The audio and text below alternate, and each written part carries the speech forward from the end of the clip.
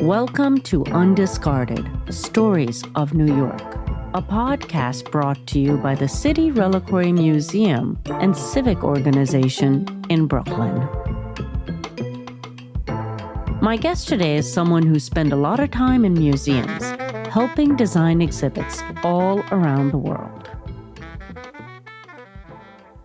You are what they call an experiential designer. Pamela Parker, tell me what that means. Yeah, my background is in graphic design, but I kind of work in the intersection between graphics and visual communication and spaces, all kinds of visitor experiences, museums, exhibitions, heritage sites, that kind of thing, and work with experts to help communicate their ideas in a physical space. But we're not here to talk about Pamela's professional life at all, but rather a group of artifacts currently on display at the Reliquary that she and her family have collected pretty much by accident over the course of several decades. Let's just set the scene a little bit. So we're currently sitting inside the lobby of the Reliquary. You have a big Ghanaian coffin behind you. Yes. We're right next to the subway vitrine. And then when you look up, we see in big comic book writing, "Meanwhile in Queens." Underneath that familiar comic book headline is a collection of letters written mainly by children and all mailed, uninvited, to Pamela's childhood home in Forest Hills. These kids were writing to someone who is probably Queens' most famous fictional resident, but who also happens to share Pamela's last name. Who are we here to talk about, Pamela? We're here to talk about Peter Parker, otherwise known as Spider-Man, who is a comic book hero who, unlike other comic heroes who live in kind of imaginary metropolises in Gotham City, he's from a real place, and he's really from Queens. And it just so happens that he lived at an address in Queens that I shared, was the home that I grew up in. And your last name is Parker as well. It is, yes, a really funny coincidence, or, we can speculate whether or not it was a coincidence, but we share a last name and an address. When did your family start noticing these letters? I don't know if I could say when the first one was, but I would say that they did come just sporadically. We would get letters for Peter Parker, and because they were quite random and often scrawly kids' handwriting, it was a little mystery, and we would just kind of be, private joke, oh, here's another one. We imagined that they were just a prank of somebody, maybe a friend of ours or somebody who knew our contact and thought it was funny that our last name was Parker. But it wasn't a random prank, but rather the result of some sleuthing by some dedicated young Spider-Man fans from all around the world. They found the Parker family's real address hidden in some pieces of mail addressed to Peter Parker in 2 separate issues of the Spider-Man comic book published in 1989. We had no idea. We didn't know about the connection until quite late, actually.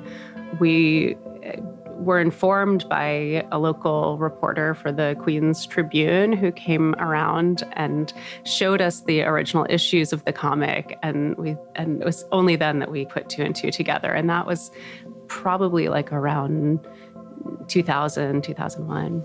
The address was actually published in 2 issues of the comic book, and it cut off from the 1989 issues. So you have to actually have both of those sequential issues and put it together to get the full address. So really someone had to, yes. True fans. Exactly. Detail-oriented fans. Mm-hmm. Why didn't you guys just toss them in the garbage? Like, how come you decided to keep them? Like, what was it about it for you or for your mom, whoever decided to save it? Yeah, I'm sure there were a number that did go into the bin, especially earlier on. It wasn't until I think that there was some recognition of a pattern that maybe we started to have a little pile of them. And also we would get all kinds of crazy junk mail for Peter Parker as well. A lot of credit card come-ons and That's hilarious. magazine subscriptions in his name. But yeah, one of the objects on display is a Discover card for him. So. It's a good thing you guys were honest. It might have been very tempting to open up a fake. Yes. I know we received at least one check in his name as well. All kinds. It's really funny how that address is in the ether. Some of these are actually very cute. If you feel like reading out any of them, you can. Oh, I'm happy to. I might have to get take the microphone with sure, you. Sure. Okay, so let's see. This is actually one of my favorites. Dear Spider-Man, how are you? We are fine here in India, and it is a really thrilling experience for us to write a letter to you. We reside in a remote village called VMT in the southernmost tip of Tamil Nadu in South India with our parents. And very soon, our school will close for annual holidays. And we want to spend our holidays happily doing fun activities. And we would love to imitate you, scaling the walls, jumping off from the top of buildings, and to protect children in danger like a superhero. But we know very well that that happens only in real life and not so in real life. And here they've done a little pun where REEL, so it only happens in the movies. Wow, that's amazing because that's coming all the way from India. I'm originally from Pakistan and, you definitely got comics there. There were like few stores that sold it. Sometimes it wasn't very, you wouldn't know, it wouldn't come with a lot of regularity. So you'd go and sometimes the issues would be out of sequence. So it's nice to know that even all the way there, they're paying attention to Spider-Man. And I know that when I went back, my cousin's son, he's 8 and he's a big Spider-Man fan. And I was like, we live in the neighborhood where Spider-Man's fun. He was like, what? So I can only imagine what it's like to say that you were at the address. What do you think the motivations are to write to Spider-Man? I mean, they vary. Some of the letters are kind of a little bit like letters to Santa where they're asking him for stuff. I want a new Spider-Man costume or, some of them are like this letter from India, just asking for him to come hang out. I want to meet you. I want you to, they're fan letters in that way where they'll give a little bit of information about themselves and really in the hopes of you're my hero. I'd like to meet you one day. Mm-hmm. Yeah, they're adorable. I saw some of them. One of them was asking, I think, advice on how the web slinger works. And another one, I think, was, all the way from Switzerland, right? And then you also got some gifts up there. Yes, that's a really lovely one that came, I think, from Switzerland with very little writing, but just clearly some child's treasures that they wanted to give to Spider-Man. So there's €1 coin and a little candy and a bit of string. And we get a lot of drawings, lovely children's drawings as well. I would like to know you and if you plan to come to Europe. Right, yeah. A lot of people are looking for him to tour and for a visit. Some of them are also threatening to expose his secret identity. I know who you are. I know where you live. So, yeah. I know. I don't think Spider-Man would have been too pleased to see his address in print. I agree. I think he was a pretty private person. Let's hear a few more of these letters. Hi, Spider-Man. I am Jax. I think you are cool. I really want to see you. Spider-Man, can I get a costume, please? Dear Spider-Man, I am 4 years old and I am a big boy like you. You are doing great saving people, and you don't die when you do it. I hope you're having a good time. I love you. P.S. I am sending your picture. Dear Spider-Man, would you like to come to our house sometime in the summer? We live in Kentucky. Do you live in Kentucky too? When you come to our house, can you put on your costume? After that, what would you like to do? Do you play baseball or football? Spider-Man, can you also meet Colby? Colby is my brother, and my name is Shelby. If you were trying to find my house, look for 3686. Love, Shelby. March 2013. Dear Spider-Man, from Connor. I'm a big fan of you. Everybody knows your secret. You're Peter Parker. Well, can you make some things? Or can you make Dr. Connor instructions to make a ray that makes you Spider-Man? I want a web slinger and all the Spider-Man things, or else I will tell Aunt May. Dear Spider-Man, I like how you swing. Could you teach me how to make 2 web shooters? Like you did. And if you do, I will swing if you want to say stop. Can you make the costume too? That fits for me. Oh, and my butter. To Amazing Spider-Man. Dear Spider-Man, I think you are the best superhero. I was wondering if you could send me a real Spider-Man mask. I'm 9 in 3rd grade, and I'm the cool, awesome one, but a secret nerd. Please write back.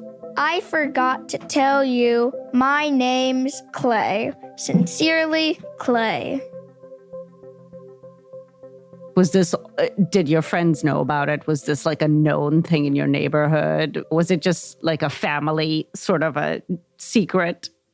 Well, as I say, growing up, we really didn't know the source of the letters or the connection. I think there was always a little bit of fun about the name sounding similar, so that we would have some jokes around that. But I will say another coincidence about the story is that our neighbor across the street, her name was Terry Osborne, and Ooh, Osborne is also the major player in the Spider-Man comics. So, that was just another layer of coincidence. Did your friends think it was cool? Like, did you have any friends who were like, oh my God, it's so cool, you're getting Spider-Man letters? And, were you a big Spider-Man fan? Yeah, so it has been a great story to impress kids with, and kids of every age, really. I think there are a lot of like Spider-Man enthusiasts, adults. And so it's a fun story for everyone. Yeah, I think it's been something that I've been able to share more in my adult life, impress little kids with. I think I had always had in my mind that it would be great to do a show of the letters. So you sort of hung on, and then you saw the Reliquary and it was like, this would be a great space for them? Or did it just casually come up in conversation that... So I had my wedding at the Reliquary and thought, oh, this is such a wonderful, special place in the city. And so wanted to stay connected. And so I started volunteering with them on some small design projects for collector's night and other bits. And then eventually joined the board. And in the board discussions, it just came up, oh, there's this funny story about me. I'm from Queens and I'm from Peter Parker's house. It's definitely a great conversation opener. Yeah. My parents sold the house in, I believe, 2016. And at that point, they were kind of like, I don't know what to do with all of these letters. So, please give them to me. How many were they? Is this just a selection or were they many more? This is a selection. I don't have the hundreds that we got over the years. I probably have, dozens of them that we held on to. So yeah, a cigar box kind of that we had saved and that I've been moving around from place to place with for years. So I'm curious, you're hanging on to these like fan letters. Did it ever cross your family's mind to like, let's forward these on to Marvel? To send the physical letters? Yeah. No. I think, so when this story broke in 2001, which was right before the first film came out. Yeah, I remember the one with not Tom Holland, the Tobey Maguire. Tobey Maguire. Yes. Fun fact, I was an extra No kidding. Yes, I was in the Green Goblin Times Square. I'm like one of the dots. Anyway, random tangent. Let's get back to what you were saying. So the first movie comes out. Yeah, no, that sounds super fun. Yeah, so the first film came out in 2001, and it was around that time I said that the initial local reporter came and told us about the very savvy reporter to make that connection. Indeed, yes. And then after the Queen's Tribune had picked that up, there were a number of other publications that wanted to pick it up, including the New York Times article, which is on display here. And then it became this sort of fun story, but also like because of the connection, the movie coming out, there's a lot of Spider-Man enthusiasm, and it became a huge story. And all of these different media sources were calling the house all the time. Oh my God. And so there was a lot of interest in it at that time. There's an unresolved mystery here, of course, which is how did Pamela's family address end up in the comic book in the first place? Surely someone at Marvel must have looked in the phone book for some Parkers and Queens, right? So during that like media frenzy time, reporters did reach out to Stan Lee, and he was interviewed. His quote on the matter is, "A family named Parker lives at the Spider-Man address? That's uncanny. It boggles the mind." So they claim no looking up in the telephone book. I think it will have to remain a mystery. What's your theory? Have you guys had a couple of theories over the years? It's certainly possible that it was just a coincidence. We do think that someone might have looked in the phone book and found a Parker in Forest Hills. Yeah, because he's been known to be living in Queens for a while. I think that was right off the bat, That's true. And the house that I grew up in, it doesn't look like Peter Parker's house as it's portrayed in the comics or in the film. Forest Hills address that I'm from is in part of Forest Hills Gardens, which is one of the oldest planned suburbs in the country. And so the houses are more like Tudor style houses. He is from a more classic kind of Queens row house. So that's sort of... So have you seen all the movies? Does this make you more of a fan, or are you just, oh God, not Spider-Man again? I have a lot of love for Spider-Man. I will admit that I have not seen all of them because there's been a lot of movies. I think there must be like 8 or something at this point. I definitely got into it, and I think they're a lot of fun. It's interesting to me that this sort of story, for some reason, it seems like every couple of years there's like a renewed interest in it. Why do you think that is? It does feel like there's always one that is coming out or just came out. And that's been ongoing. There has been a lot of media covering this piece again. And it does tend to be the sort of chain reaction of different outlets covering it. It's amazing how much resonance certain superheroes really just seem to have over decades. I think that's the cool thing about Spider-Man is he has been one of my favorites. I'm not a fanatic who read every single episode, but when I think of superheroes that I like, one of them is Spider-Man. And it's because I can't remember if it was a show, I can't remember if it was a comic, but I remember he stressed out about paying his rent. He had to deal with some real world problems as well. Because, you have Batman with unlimited resources, all sorts of money to spend, a tricked out Batcave. And you're like, how much does this stuff cost? And meanwhile, Spider-Man is fighting crime and then trying to figure out how to pay his rent or worrying about his elderly, family. Yeah, he's also caretaking for his aunt. So, I think that was kind of a really relatable part of Spider-Man. I'm wondering, it's like a different sort of more relatable hero. Yeah, I agree. Do you have a message to all the fans who've written to your family over the years? If you could say one thing to them, what would you say to them? Oh my goodness. Yeah, thank you. We're reading there was somebody them. on the other end. I am sorry that we couldn't write back to everybody, but I do think it's nice to leave a little mystery. Do you and your family ever get sick of talking about it? Oh, it's a funny thing to have your 15 minutes for, I guess. But comics play a big role in our lives.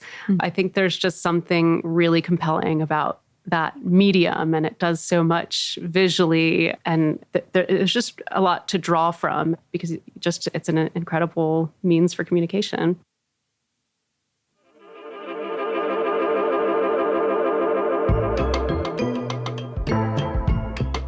This has been Undiscarded, Stories of New York, a podcast brought to you by the City Reliquary Museum and Civic Organization in Brooklyn, New York, in partnership with Citizen Racecar. My name is Tania Muhammad, and I produce this show in collaboration with David Hoffman, who edits the stories. Post-production and original music by Jose Miguel Baez. Contributing producer Jacob Ford. Production manager Gabriela Montequin. Outreach managers Sarah Shalentano and Candice Chantalou. The letters to Spider-Man were performed by Noah Furlong, Helen Hoffman, Walter Hoffman, Helena Nix, Jackson Page, and Nolan Page. To learn more about the artifact in this episode, check out undiscarded.org and be sure to follow @City Reliquary on Instagram for facts and pictures. The popular Letters to Spider-Man exhibit has been extended for now. You can also hear about the museum's mission, exhibits, and events at cityreliquary.org. If you enjoyed this episode of Undiscarded, don't forget to please subscribe wherever you get your podcasts, leave us a review, and help spread the word. There are so many more stories to tell.